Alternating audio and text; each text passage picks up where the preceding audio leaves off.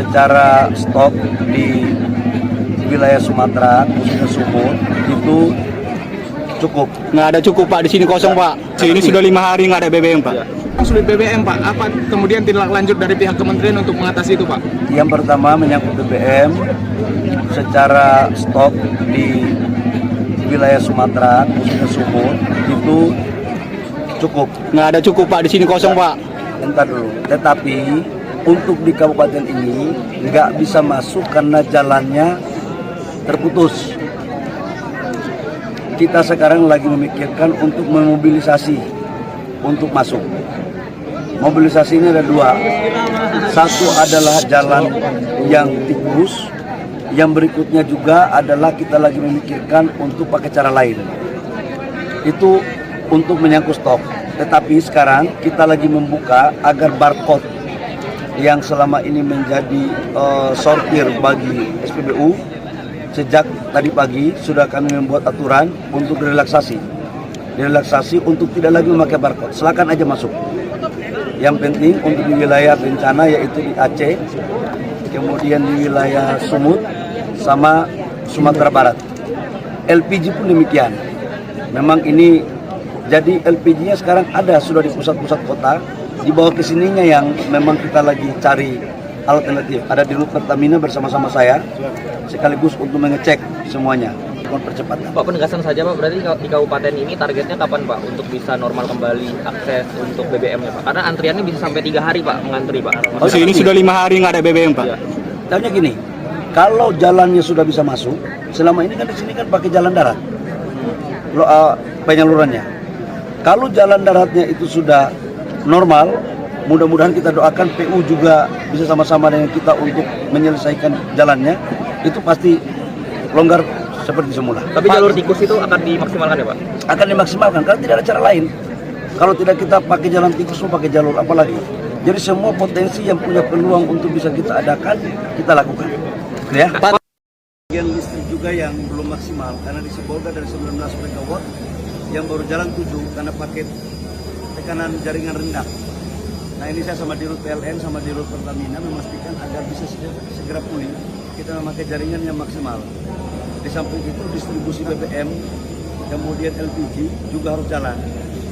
Tadi pagi kami sudah mengeluarkan relaksasi aturan bahwa untuk orang membeli, masyarakat membeli BBM di SPBU tidak perlu memakai barcode. Jadi sudah bebas, baik di Sumatera Utara maupun di Sumbar maupun di Aceh. Ini semua dalam rangka kita bagaimana mempercepat proses pelayanan kepada masyarakat. Itu sampai kapan tuh Pak direncanakan barcode gratis itu? Sampai kondisi dinyatakan pulih. Sampai dinyatakan pulih, jalan-jalan udah bagus. Karena sekarang kan secara stok BBM cukup untuk baik di Aceh, di Sumut maupun di Sumbar. Tetapi kan mobilisasinya untuk ke daerah-daerah yang tidak bisa dijangkau karena jalan putus, jembatan putus, ini yang menjadi persoalan yang kita hadapi bersama. Tapi sekarang kita pakai cara, ada beberapa yang pakai pesawat, ada beberapa juga yang pakai rakit. Kayak di Aceh itu di Birem itu juga rakit untuk muat naik. Nah sekarang saya mendapat informasi dari Pak Ketua Golkar Provinsi Sumut untuk bisa lewat jalan darat lagi, tapi internetnya kecil. Banyak sekecil apapun kemungkinan yang bisa kita lakukan, kita lakukan. Oh ya, kalau arahan Bapak Presiden kepada kami bahwa harus mempergunakan seluruh kekuatan bangsa untuk membantu masyarakat kita yang kena musibah. Dan karena itu kita bagi tugas. Kami menjalankan di bidang energi dan juga di bidang bantuannya kita lakukan. Jadi secara totalitas. Semua menteri yang hadir di lokasi bencana itu atas perintah dan arahan Bapak Presiden. Ya. Kiamat bukan sudah dekat, kiamat sudah terjadi akibat kelalaian kita sendiri. Hari ini saya berkirim surat ke Menteri Kehutanan, ke Menteri ESDM, ke Menteri Lingkungan Hidup untuk bersama-sama evaluasi total seluruh kebijakan, policy dan langkah-langkah kita sebagai wujud komitmen dan kesungguhan kita sebagai pemerintah. Bahasa NU-nya taubatan nasuha, kira-kira gitu.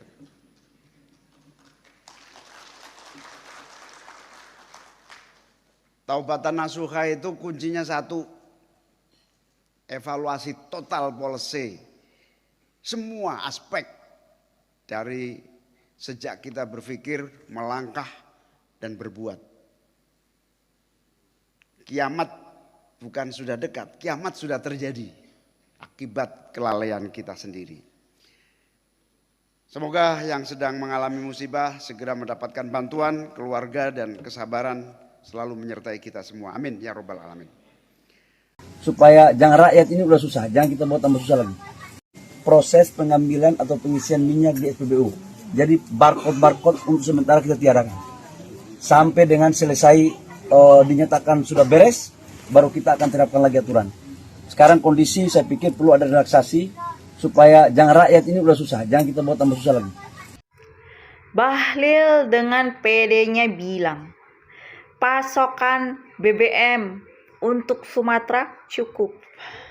Padahal di lapangan POM udah kosong kayak hati mantan. Warga ngantri berjam-jam, bensin nihil, tapi pejabatnya masih bilang aman. Aman dari mana? Aman di kepala sendiri. Yang bikin panas, rakyat teriak nggak bisa gerak, kendaraan mati, ekonomi lumpuh, tapi jawaban pejabat malah santai kayak lagi ngevlog. Ada-ada aja nih pejabat satu ini gebrakannya ya. Gebrakannya belin yang bikin rakyat makin muak. Kalau kondisi kosong ya bilang kosong. Jangan so optimis palsu sambil tutup mata. Rakyat butuh solusi, bukan omongan manis yang nggak nyambung sama realita. Serius deh, BBM kosong. Logika juga ikut kosong. Jadi pejabat itu mulutnya dijaga, jangan asal nyerocos. Secara stok di Sumatera, khususnya Sumut, itu cukup. Nggak ada cukup Pak, di sini kosong Pak. Sini sudah 5 hari nggak ada BBM Pak. Jadi pejabat itu mulutnya dijaga, jangan asal nyerocos. Bilang bencana alam di Sumatera hanya mencekam, hanya heboh di medsos. Ada yang bilang kayu-kayu yang hanyut di banjir itu roboh alami, bukan karena pembalakan liar, bukan karena illegal logging. Padahal kan potongannya rapi-rapi semua batang-batang kayu itu. Nah ini terakhir nih Bahlil nih, belum apa-apa udah bilang BBM di Sumatera udah cukup. Langsung dia tuh dibantah oleh masyarakat bahwa tidak cukup. Jadi pejabat itu hati-hati ngomongnya. Menteri Bahlil, negara maju pernah babat hutan dan keruk tambang, kok di sini banyak yang protes? Kok di sini banyak yang protes? Astagfirullah, kayak nggak disekolahin Pak mulutnya. Pak, kita protes soalnya kita tahu dampak buruknya apa. Ada juga yang terkena langsung nih dampak buruknya, makanya protes. Nih, sekarang udah kejadian kayak begini nih. Terus Bapak berharap kita diem aja nih, diem. Kita menikmati nih, kita dilanda banjir, keluarga semua pada ada yang meninggal, ada yang luka-luka. Terus ini lagi nih. Alami katanya tuh. Pohon-pohonnya tuh alami itu katanya tuh yang anyut tuh, batang-batang pohonnya. Bisa presisi begitu itu pohon. Potongnya batangnya. Bisa halus banget itu kulit batangnya. Kayak diserut.